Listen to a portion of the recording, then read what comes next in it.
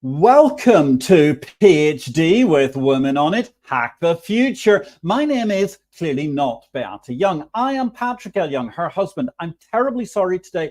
Beata has been called up force majeure in a very, very lengthy meeting, and she is not going to make it for today's show, or at least not the start of it anyway. So I have the pleasure of introducing today's PhD Positivity Hack Delivered, which is going to be delivered by our guest, J.Tucker Miller. Our topic today is how to get off the couch into the conversation. And let me remind you, ladies and gentlemen, I hope watching us today, this is a grassroots community that focuses on Women on It, an inclusive forum of women in technology, startups, and female leaders who are supported by men as well, such as my good self.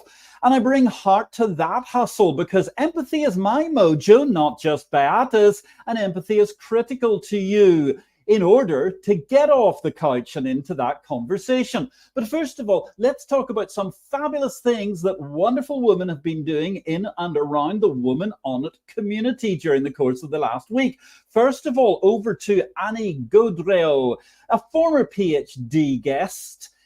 Curious how menopause hormone therapy affects memory? You can join our former PhD guest, Annie Gaudreau, for her upcoming online masterclass about menopause this November the 8th, 12 o'clock to 1 p.m. Eastern Standard Time on Zoom. You can click the link in the comments section beside this live stream to register.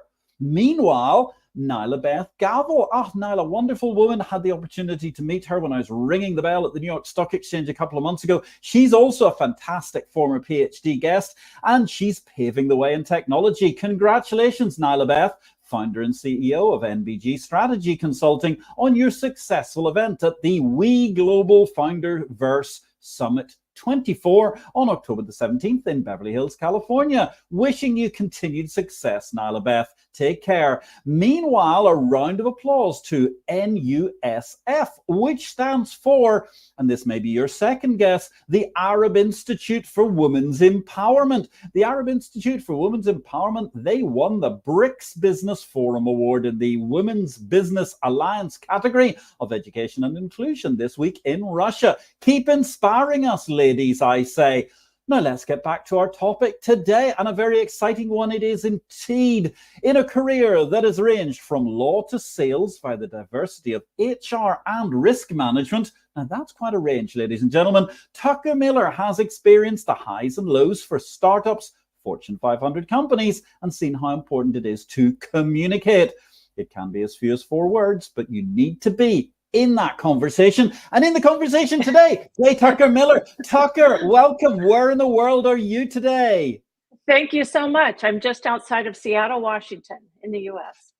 Seattle, Washington, the U.S. How absolutely wonderful. And thank you so much for joining us at what must be the early morning for you. Good grief. That's a nice breakfast opportunity. I hope you've had your espresso in order to manage to keep you going, or presumably your Starbucks, I suppose, given the area that you're in, the regional coffee culture that has prevailed there. So tell me then, I mean, a little bit about yourself. I mean, that is one amazing CV. Lawyer, HR, risk management, you name it, startups, Fortune 500 companies. How did you get started in business, Tucker? And how did it manage to result in such a diverse portfolio? I love the way you describe it and that you make it sound so exciting. Someone else might look at it and think, wow, what a restless soul. Why didn't anything work out? But I would say the main thing for me was to just dive in where I started and then continue to seek out those other opportunities, getting closer to what felt more meaningful and purposeful for me. So, I started out as law practice and one thing led to another, and none of it made sense in the look forward. But when I do a look back, every one of those experiences built on each other. And it's been an amazing career, but certainly not one that they ever told me about in law school. Well, it has to be said, I'm not really sure. I mean, I remember when I was actually in high school, they used to have this person called the careers master, and he used to give us this information. And it turned out that he'd spent 45 years as a maths teacher, which I don't think necessarily gave him the world's widest perspective on things, but he used to have these endless pamphlets and leaflets that he'd hand out. Does anybody's career actually correspond to what it's supposed to be? I mean, good grief, in this day and age in particular. I think that's the key thing this day and age. I don't meet very many people who are long tenured in the roles, although occasionally, when I work with the federal government space, it's not uncommon to find people who've been working for the federal government for 40 or more years. I find those people really extraordinary and rather unique in the context of the larger business world. So I see a lot more hopping around for sure, like what you were talking about. But there's still a few people there that continue to land in one place and make it work for a long period of time. Yeah, it's really funny, isn't it? I mean, we're here today. Well, I'm here today in Torun in Poland, the birthplace of Copernicus, and also the childhood home of Beata, who's much missed this evening. And I mean, it's really incredible because you think about Copernicus and in his career, which lasted until, good grief, he was still working when he was like 71, 72 when he died. I mean, he was an astronomer, an apothecary, a military tactician, an administrator for the church, so essentially a government bureaucrat. He was a financier, and a lot of people don't realize this. I mean, a very, very early economist, which a lot of people get quite shocked about. And of course, there was the whole astronomy thing that he's actually famous for, and he went through 5 or 6 different things. I mean, Nietzsche wrote philosophy for 20 years. Who knows what he did for the other 60, because he lived to be about 80 years old. I mean, nobody remembers gardening or something. I don't know. He probably worked in McDonald's, you know, much like presidential candidates now do. Who really knows? So tell me, you started your career, am I correct in thinking, by learning the law, and you got into business that way? Yeah, well, yes and no. It's always kind of a both. When I was in undergraduate work, I was a business major and I loved everything about business. But a lot of people also thought I was an art major because I hung out at the art school a lot too. I am not an artist, but I'm an art aficionado. And so there was always kind of this business and something else. And there was a category in my business training that you could take a track on business, government, and society. And I think there were 5 of us that signed up for that track. And then hundreds of other people were in accounting and finance and all the other more traditional areas. So I was always sort of on the fringe of whatever I studied. But that gave me a great foundation for moving on then into law. And when I went to law school, it was always with the mindset of business and law, not necessarily traditional business law, but being in a business setting, that was very much a passion for me. And as I've grown and developed, it's more specifically a leadership passion. So that was always a lens. And when I practiced law, it was in a corporate setting as well. So that continually reinforced that and opened up a lot of other opportunities that if I'd been strictly in a law firm, I might not have imagined those other options. Fascinating altogether. And therefore, I mean, do tell me, because I'm really interested. It's the next 2 that really get to me. I mean, HR and risk management. I mean, they sound sort of anathema in terms of how you put those even in the same sentence. They seem almost incompatible. How did that happen? Well, I'm going to say that a great career can be made around saying yes to new opportunities as they show up, even if they seem rather unpredictable.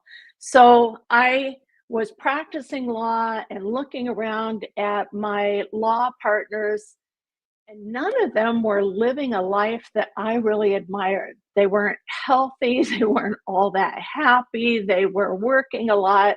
And I just started to ask myself some questions about, is this really a lifestyle that I want for the rest of my life? And I couldn't find any really successful, happy lawyers. And that's key. There were certainly successful ones, but successful, happy, thriving lawyers. And that got me thinking about what are some other options. And so at that point, I could have, started all over somewhere else. But I started to think, I'm in a corporate environment right now. What if I didn't change the whole dashboard, but just moved a few dials and opened up to some other opportunities? And one thing came to me, and it was risk management. And that kind of works really well because risk management uses a very legalistic kind of mind. What are the risks of doing this? Lawyers do this all the time. That was sort of a natural place to move into. And then after I'd done that, led the risk management team, I started to feel like this wasn't really my space either. And then someone came knocking, have you thought about employment law or human resources? And I was getting closer and closer to stories about people where I could have a bigger impact. And that's what drew me to human resources. I love that. There's still a risk management piece to it, still an understanding of the law, but then creatively moving forward to specifically help people in what I hoped would be a meaningful way. What a fantastically interesting career arc. And it really, really is quite inspiring altogether. So tell us a bit, Tucker, what do you do these days to keep yourself occupied and entertained? Well, there's a lot of things that probably aren't worthy of mentioning in this format here that I am interested in, that I'm excited about, and I have lots of hobbies outside of the work that I do. But the work that I do is primarily focusing on speaking and connecting to people who are looking for support in taking the next step in their career or being more successful in the role that they currently have. So, as an executive coach, primarily working with women leaders, I work with them to help them expand their influence, impact, and visibility so that they can have more of what they want, which is interesting because that's often the first conversation that I have with women is, what do you want? And that's where we start to realize, particularly with women, we're not always supported and being very clear about staking our flag around what we want. So it's kind of unpacking, what do I want and how do I get there, instead of just waiting to be discovered and plucked out of where I'm at and get unstuck by being put someplace else that may not be my choosing. How can we have more agency over our lives and our career as a key part of the work that I do? And at this juncture, if my wife was here, she would thread her way through this conversation beautifully. Whereas I now feel as a man, I'm kind of treading on mines wherever I step. So I want to be very delicate here to go on. How, I mean, some might say, not me, that there is a kind of homogeneity to how society perceives a woman's career path. But presumably, I mean, women are just like men. I mean, there's a wide, in the sense of there's a wide disparity of desires and outcomes when you ask them what they would like. Yeah, I think one of the challenges I see is women as girls were very well trained to behave and be good girls. And one of the things that I see in the younger generation of leaders coming in is that women who have played in sports have a lot more voice around how we move forward and how we work together. That's really a benefit that I see. But for a lot of people, particularly who are in the middle stages of their career, they are products of socialization that says just come in, do a good job, put your head down, work really hard, and then things will happen for you. And quite honestly, that's not really the way it works. Not these days, anyway. You may work hard and get pulled someplace else, but you'll be stuck doing the same thing that you've always been known to do.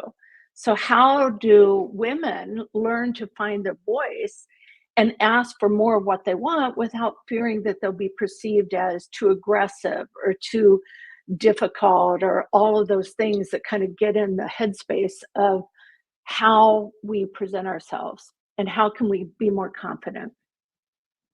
That's a very interesting point. And actually, it reminds me of a conversation I was having on my live stream all about finance IPO vid last week. So I was talking to Paulina Bren. And Paulina, she's written this fantastic book called She Wolves. And it's all about the early lives of women, the women who broke through on Wall Street between 1951 Yes. and 2001. And it's fascinating because what Paulina was pointing out was that actually in the kind of 60s, 70s, once you manage to get into a position, which was always something like the typing pool, the telex machine, whatever, as long as you demonstrated some degree of dynamism, then that was the way that you got plucked out of that and went somewhere potentially. Whereas nowadays, it strikes me, male or female, we're in much, much more siloed programs, the graduate trainee program, and then you're kind of on a conveyor belt for the foreseeable future. Yes, I'm very disappointed to see how things go these days. And I saw that with my own kids when they were going to college on day one, they had to declare their major. And I thought, what? I wouldn't have had the career I had if I had to declare my major on day one. It would have been way too narrow. And I love what you were saying about she wolves. And that was essentially my experience when I started in practice. I don't, it was the early 80s, I would say, when I started out in law practice. And it was still a very male dominated field at that time. Now I think it's flip flopped. I think there's more women in law, or it's more 50-50 than it used to be. But at that time, it was very male dominated. So you think, how can I show up, work in this kind of environment, seen as providing value, and move beyond wherever they might put me, for me to start thinking about where I want to put myself. So definitely the focus is work hard, but I like that piece that you added about dynamism, because as you adapt to take on different responsibilities, or the less exciting piece perhaps, and show how exciting it could be, that's where you start to differentiate what you bring to the table. And I'm thinking, Patrick, about your question about how did I have such a diverse career? One was saying yes to all the other opportunities that came up to get me closer to something that felt more purposeful and meaningful to me. But the other way that I got those doors to open around me was creating the kind of benefit that people hadn't even thought to ask for, working on the edges of the quote job description or position description, and thinking about how I could create value in ways that other people weren't, that would still be meaningful to me, ultimately led to an entire career of jobs that were created for and around me. Very few of the positions that I've held, very few, maybe two, were actual job descriptions. The rest of them were sort of created to maximize the benefit and the dynamic quality of what I was committed to bring. So you can have a career that is different than that channeled path that people might try to put you on. It starts with first showing up, providing value, but also saying yes to those opportunities as they come up. Ladies and gentlemen, I'm here with the fantastic J.Tucker Miller. As you can see, I'm not Beata. It's not Beata with a beard. It is me, Patrick Young, her husband, stepping in this week, as unfortunately Beata has not been able to make it to the studio this evening. She's fine. Don't worry. We've had a couple of messages from people just checking in. Beata's absolutely fine. She may even make it before the show is over. In the meantime, I'm stepping in, having this fantastic conversation with J.Tucker Miller. And actually, well, Tucker, we've kind of both succeeded and failed in the overall base of what we were supposed to do in the first place, because here we are. How to get off the coach into the couch, into the conversation. Thank you, by the way, for the love that's already been sent to this whole conversation by at least one viewer today. Do send us more, please, because it helps get the AI algorithms realizing what a good chat this is. So, Tucker, the topic of the conversation, how to get off the couch and into the conversation. You're great at the concept and the whole means and way in which you open doors, clearly, because you've been through this varied career. And if you hadn't been opening doors, I don't think you'd have had anything like this sort of a variable career over time. So talk to us about that. I mean, how do you actually, presuming that you haven't pre-scheduled it via a video conferencing stream like this, how do you get off the couch? How do you get into the conversation?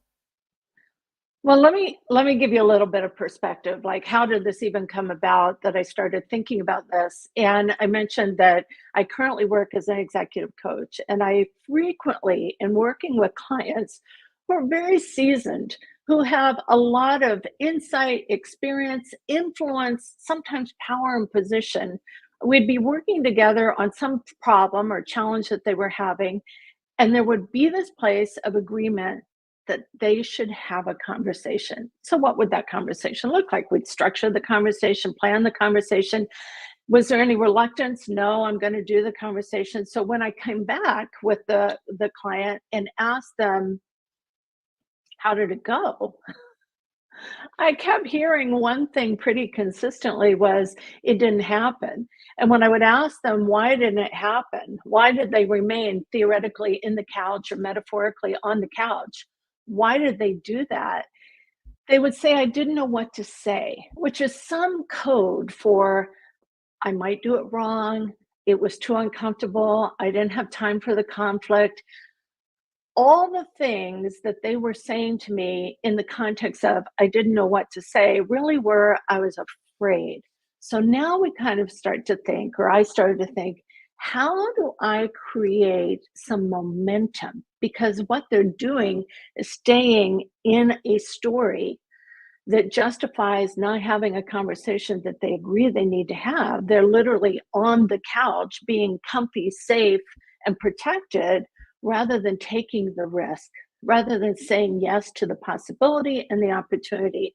And so that's where I started to think, and I see it in myself, what's the conversations that I'm reluctant to have?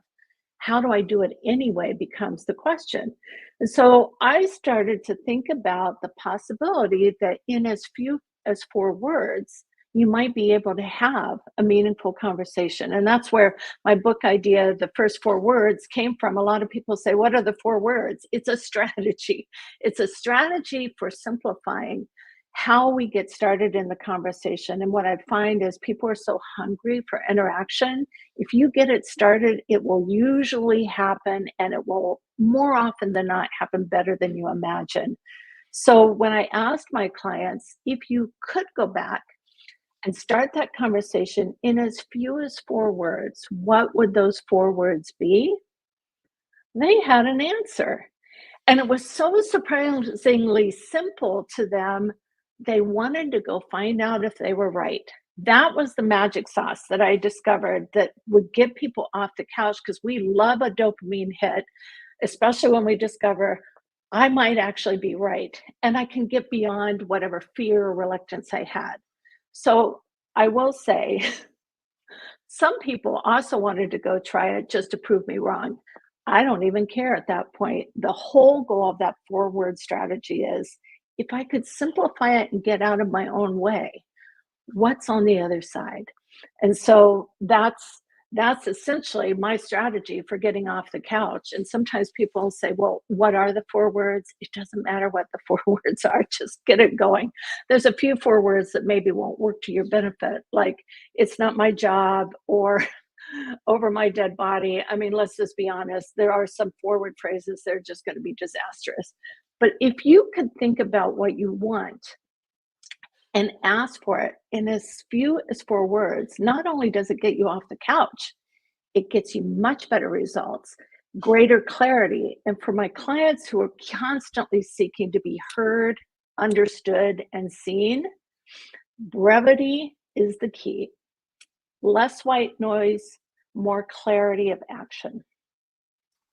Less white noise, more clarity of action. And there's me. I'm struggling for my 4 words at the moment. I'm at about 8 words. I'm thinking of that well-known coach of her husband, Lady Macbeth, admittedly, whose words probably resulted in overachievement by comparison to the message she was trying to deliver. But what was her comment? Screw your courage to the sticking place and ye shall not fail. So that's definitely more than 4. Give us an example if you can. What can we say in 4 words to get a conversation going, Tucker? It's so surprisingly simple. It's almost embarrassing to give you this example, but I actually did it with someone, and he said, I don't get this idea. I just don't even see how this would work.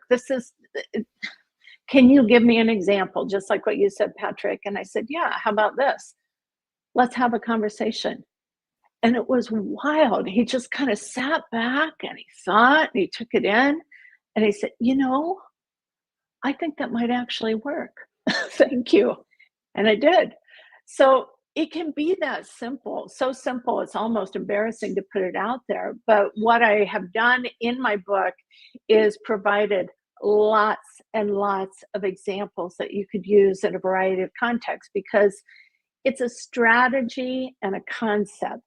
And I love what you said, Patrick, about, well, when I think of it, it's more than 4 words. That's fine. Get to the essence. If it's 6, 7, or 8, if that's enough to get you off the couch and into the conversation, then it's a win. It's not a rigid law. Let's say that. It's just a principle. So it's a principle. It's important to just, as you say, I mean, the most important thing is to be getting off the couch and going with the intention to starting a conversation rather than being a shrinking violet at the back of the cocktails or whatever. Absolutely. Yeah, I had another colleague of mine say, I really liked this idea and I used it, but I didn't get it down to 4 words. And of course, I'm not concerned about it, but she said, what it helped me do is really get clear and strategic about what I needed to say. And if you can just take that pause and imagine the end result that you want, and then have a simple way to go get it, job done. Yes, and that's fascinating because it's really just about breaking the ice. And that's the thing where people are so terrified. But in my view, but this might be, of course, because I'm just a social Irish kind of a chap, is I'm very happy when people come and talk to me in one of these sorts of social settings. It's really good fun. And I think that's one thing where people, do you find that a lot of the clients you deal with, they're concerned? I mean, you seem to have hinted at earlier, they're simply not going to get into a conversation with whatever they say? The biggest problem around failed conversations is not that they went badly, but that they just never got started. That's a colossal fail. And you just think about all the stories that people have in their mind. So I had a client who told me in a session, she said, I just made my new manager really angry. I said, you did? She said, yes. I said, now this is the manager you've had for 2 weeks. Yes. And you only meet with her once a week. She said, yes. But we were in a group meeting, she continued to tell me. And she said, I said something that made my manager really angry. Now, this is a very kind professional woman, and I found it a little surprising that she could say something so outrageous that would make her new manager angry. So I asked a few questions, and I said, how do you know that she was angry? And she said, well, I saw the expression on her face. I said something, and then I saw it happen. And I said, well, what time was the meeting? Well, it was right after lunch. And I said, is it possible that you didn't make her angry? Maybe her lunch didn't agree with her. And she was like, well, maybe possible, but I'm pretty sure that wasn't the case. I know I made her angry. I said, now let me get this straight. You've known her for a full 2 weeks, and you're telling me that you are such an expert on her facial expressions that you know exactly what's going on in her head. Now, of course, when I say it that way, my client's like, well, maybe not. I said, let's think about this. Let's check it out, because what happens when you think that your new boss is really angry with you? And she said, well, I start to pull back and I don't say things. I said, the only reason we're working together is your company wants to hear more from you, not less of you. So let's check this out. And I said, what would be 4 words that you could use to check in with your boss to find out what was going on for her or whether or not she's angry? So we kind of worked on it, and she came back the next time, and surprise, surprise, her boss wasn't the least bit angry with her. And what a shame it would have been to not investigated that, because this was a woman who had a lot to contribute, more things people wanted to hear from her. And her strategy when she saw that facial expression following a comment she made was to get smaller. And when people start to go small, they often get smaller and smaller and smaller because they look for the evidence to support the decision they've already made. I make people mad when I speak up. So 4 words can be a way to dispel that way that our brain goes to try to protect ourselves in all the ways that might actually limit our opportunity, not expand them. That's really interesting. And in fact, yes, as you say, It could be the time of the day. It could be any one of 100,000 things that's going through the boss's mind that have absolutely nothing to do with the meeting whatsoever, Right. that are impacting their state at this juncture. And it's very, very important not to think that it's all about you. But of course, once you get into that conversation, so there's many ways you can do it. Let me just say at this point in time, you may have noticed it on our screen already. You can actually get the first chapter of Tucker's book by going to her speaking site, which I do believe is jtuckermiller.com, if I remember that correctly. But Yes. certainly it's in the speaking notes. Oh, well, there you go. Excellent. I'm reading my brief well. It's a really, really worthwhile read. So drop by there. You can get the first chapter. You get some idea of how to start your conversation.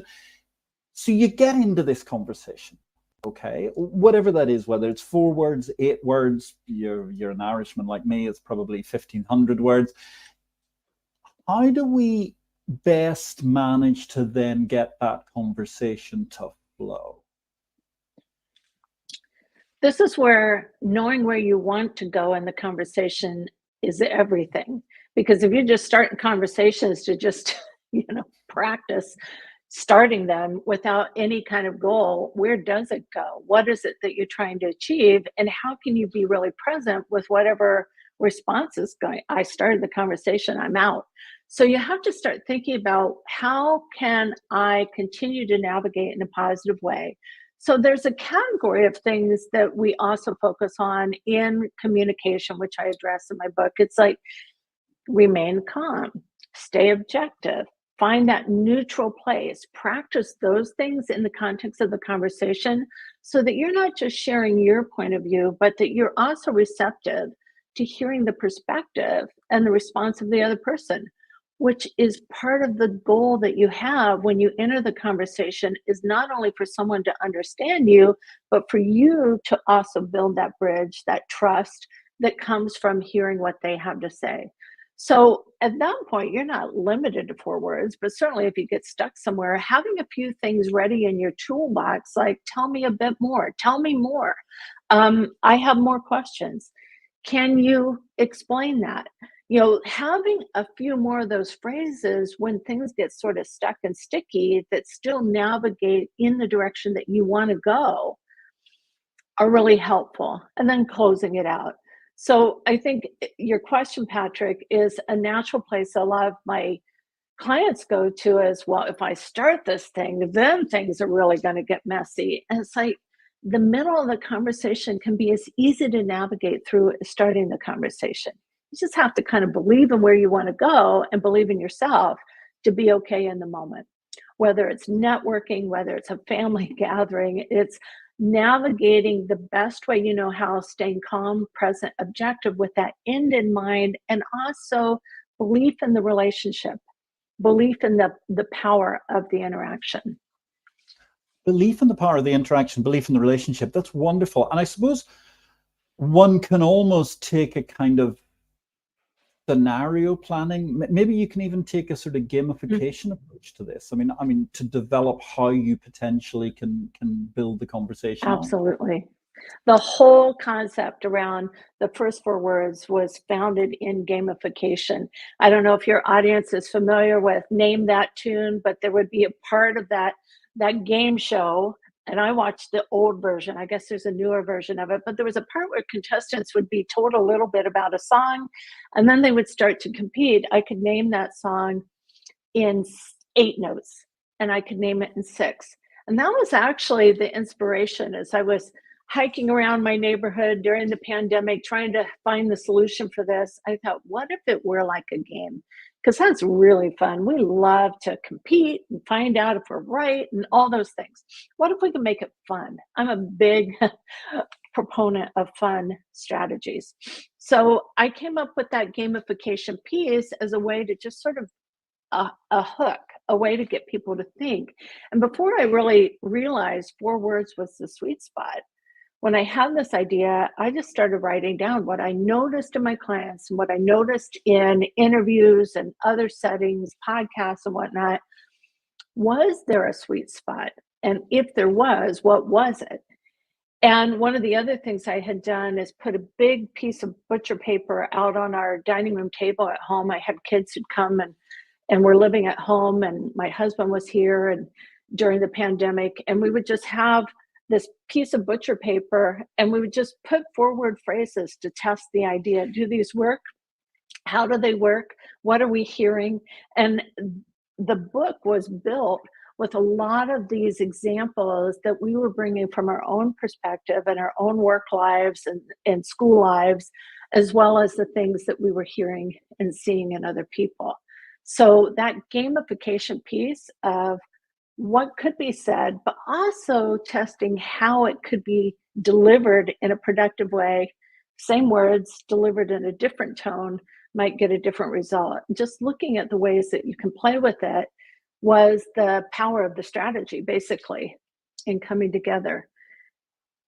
It's fascinating. I mean, that's really, really intriguing, the way that you gamified and gameplayed the whole thing out. I love this whole concept. I mean, it seems like your family was like a cut down variation on that Bob Newhart sketch where he was talking about the men overseeing the infinite number of monkeys that were going to ultimately come up with the works of Shakespeare, to be or not to be. That is the Gazornenplatz, as I think Bob Newhart's punch phrase went. But it is very interesting because you write all this stuff down, you look at it.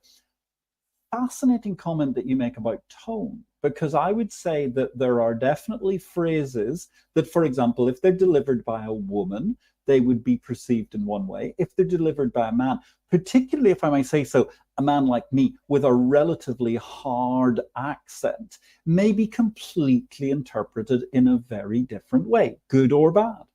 Mm-hmm. It's fascinating because I think that's true, but there's also that belief that I'm going to say women, we're going to stereotype a little bit. So please forgive us all, but this is based on anecdotal experience over my career and my time being a woman, that you see a lot of women trying to soften what they're saying so that they're not perceived as bitchy or aggressive. So they'll enter a conversation with, I might have an idea here. I don't mean to interrupt. Or this might be kind of stupid, but I'm just going to say it. All those preliminaries. Men don't do that. They just state the idea. And I work with so many women who say, I just said the thing that somebody else, a guy, just said right after me, and he gets the credit and I don't. And they don't see why. And it's beyond the tone. It's just all the ways that we try to soften so that we're not seen in a way that we fear. And ultimately, we create all this white noise that people have checked out before we've gotten to the point. So the question becomes for women, how do you get to the point? And the pushback I get so often from clients, well, if I said it that way, I might be seen as aggressive. I might be seen as harsh.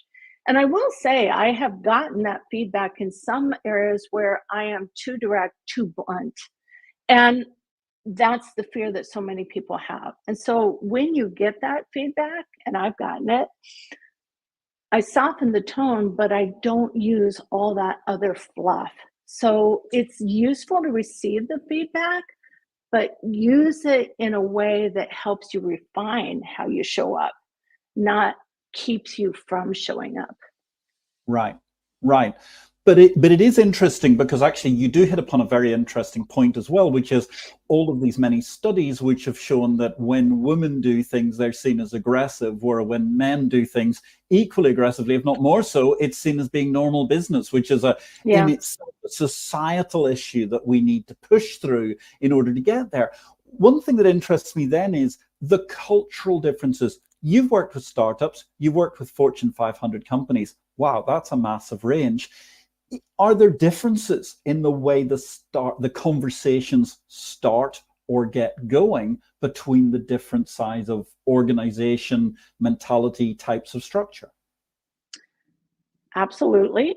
And then you have the international component to it. I've also worked with professional sports teams, and every company, every country, every organization, every stage of growth has certain cultural dynamics. And frequently the advice that people give is read the room. But if you've never been in that room before, it's pretty hard to know exactly how to understand what you're reading.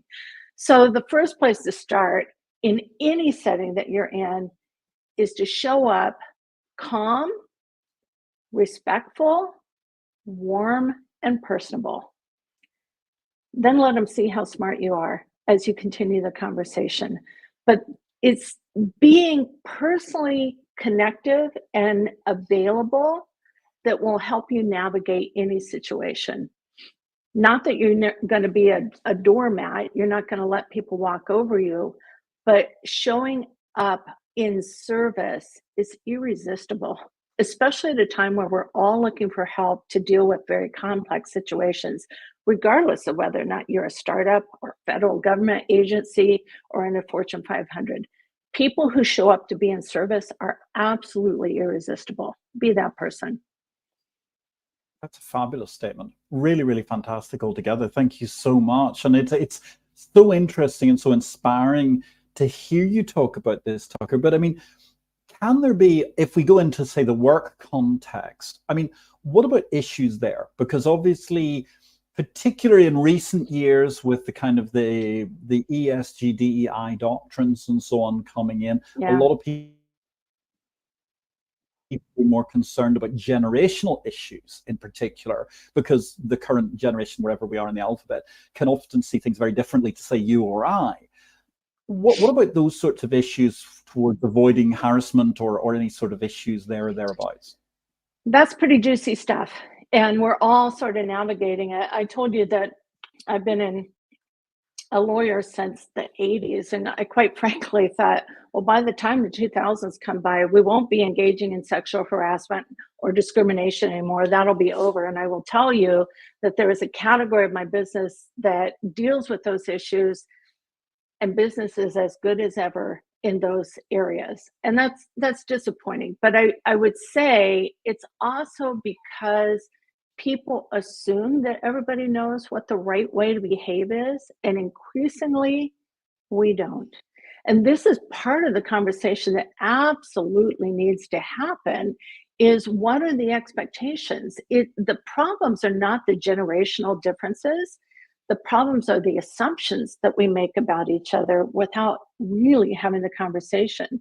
So one of the things that I unpacked when I was writing my book, I thought, I bet there are a certain category of conversations every manager, every leader needs to master. And not surprisingly, coming from me, there were 4 key ones.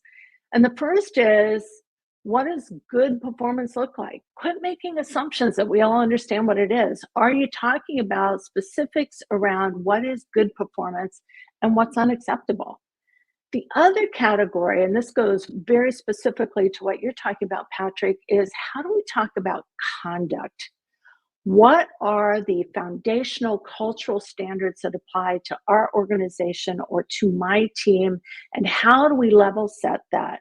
Beyond just saying we believe in respect and honesty, what are some of the examples of that?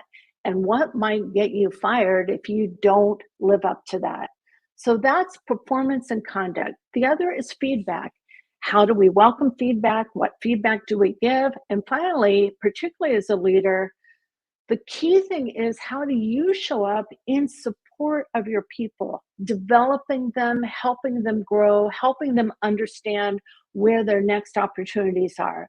So feedback, support, conduct, and performance are all 4 conversations that are important for leaders to have, but they're also critical in overcoming these assumptions that we might make about the other, whether it's generational or cultural or age specific. I guess that's similar. It could be anything that might divide us. How do we start talking about the things that unite us? Gosh, we couldn't manage to get you on the ballot before November the 5th, could we, by any chance? Yeah, the whole concept of uniting sounds so exciting at this juncture, even if I don't have a vote in the US election. So I'm sorry, that sounds slightly facetious. I don't mean it to. It is a really, really great message, Tucker. And I think it is important, as you say, to show things that bring us together rather than divide us. And it's also very, very important to keep everybody in the conversation, because some people can feel they're falling out of the conversation as it goes along. That's right. And I suppose, therefore that kind of brings me into that section where Beata specifies some questions I need to ask you as we go through. And one thing there, which I think is a great question to open with, is What advice would you give to females to help their career or start an entrepreneurial journey? Fantastic. And first of all, thank you in advance for the questions, because this was great dinner time conversation that I had last night with my family. We were comparing notes, and my advice to the first question is look for the yeses, follow the yeses. There's a wonderful book, and I forget the name of the author. I should know it, but A Year of Yes. What are the more things that you can say yes to? And that's tough because we're really clear about what we don't want to do. But if you look at what you don't want to do, go to the opposite. What are the things that you could say yes to, and start to practice that muscle of courage? And as you do that, you will discover more and more of what's meaningful to you and show up more authentically as yourself. Let who you are and what you care about be your differentiator.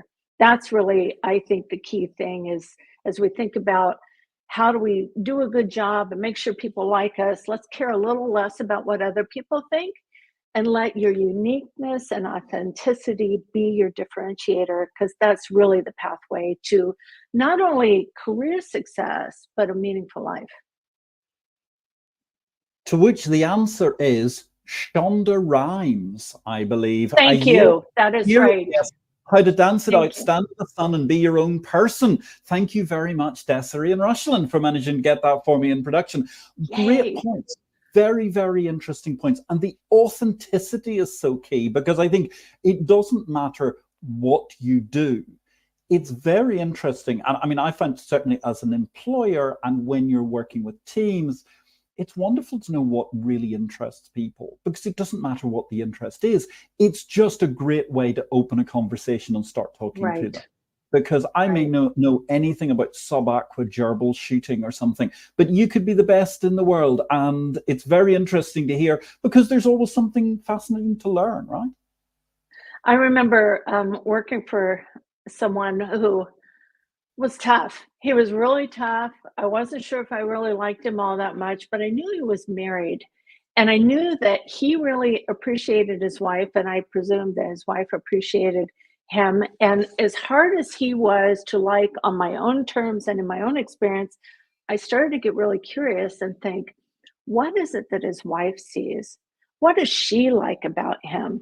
And when I started to think about it from another point of view, another perspective, which is just a helpful tool anyway, there were a lot of things that I could appreciate about him, and I started to see him differently.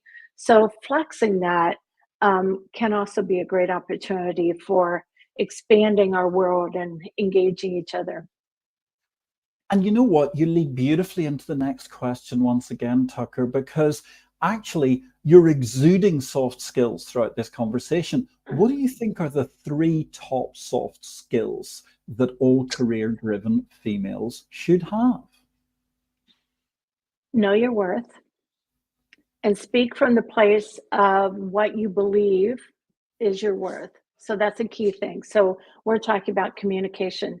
The other thing I've mentioned is that service mindset. Where can I be in service in an expansive way? Not that you're always getting coffee for people or taking the notes at every meeting, but where is the solution that I'm providing in service to other people? Thinking about the next step instead of just the moment that you're in is really key. And then the more you engage in self-discovery and learning, the more in tune you are with the world around us. And all of us, we were talking about this earlier, about we are all citizens of the world. So where are your opportunities to grow and expand? Your best career development is the career development that you control and manage and that you sign up for on your own. Invest in yourself. That's fabulous. And actually, I mean, you mentioned this concept of service all the time. I think the one thing that's key to that is add value with the service. It's not about being excruciatingly deferential in order to manage to go somewhere. It's about genuinely trying to help people as you go along, which makes such a difference. Patrick, I'm going to use your language when I talk about in the future, because that's really key. What's the value I'm providing and what's the solution that I'm offering? and then being willing to do the work to make it come together. People will notice that. It's fantastic. It's really, really interesting, and it's a great point. And if I may say so, ladies, if you're watching out there, the first point you said as a soft skill was know your value. Whatever number you come up with, easily double it, and you're probably still not in the ballpark, ladies. Okay, I and was going to say triple. yeah, that's a possibly chauvinist viewpoint, but seriously, remember the great words of previous PhD guest Cindy Gallop, which is when you're asking for a pay rise, think of the biggest number you can possibly say without actually bursting out laughing, and go and ask for that, which I also was a beautiful concept, because it's true. And I don't mean to, I'm not trying to deprecate, it is true. Women constantly are undervaluing whatever they're bringing to the table. And it's very, very important to know your value, because it's fabulous. So, I mean, that I suppose then leads me to, I mean, what is your strategy for problem solving? Apart from taking it to what I think should be a TV series, you and your family all sitting around the table with this butcher's paper solving things, Yeah. to a great show. I mean, much better than a lot of the dross that's on TV these days. The strategy for solving problems, boy, you know, the problems that we're all confronted with day in and day out, a few of them are rinse and repeat options, but most of them are things that we've never seen before. Either because it's new in our entrepreneurial journey, or a new challenge that we're faced with in our career. And number one, learn how to ask for help. And this is one of the things that I sometimes struggle with, that I think, well, I should figure it out, or I have these resources, I can look it up, I can solve it. But I'm missing the opportunity to have greater insight and connection from people who have more than just the answer to the problem that I'm looking at, but have the context, the wisdom, the insight that may propel me forward much more quickly. So, number one strategy that I'm emphatically reminding myself of as well is ask for help. Get out from behind the fear that you're looking dumb, or that you're an imposter, or you should know the answer already. But are you willing to just seek out help? Because people love to help other people. You're denying them the opportunity to be in service to you when you don't ask. That's a fabulous answer. And I'm going to interrupt the flow here, because we have got a fabulous message from Heather McGovern. I am in human resources, and I have kept Tucker's book on my desk, the first 4 words, and everyone who sees it is immediately drawn to it and runs out to order it. It is so helpful for people to be able to start conversations of all kinds.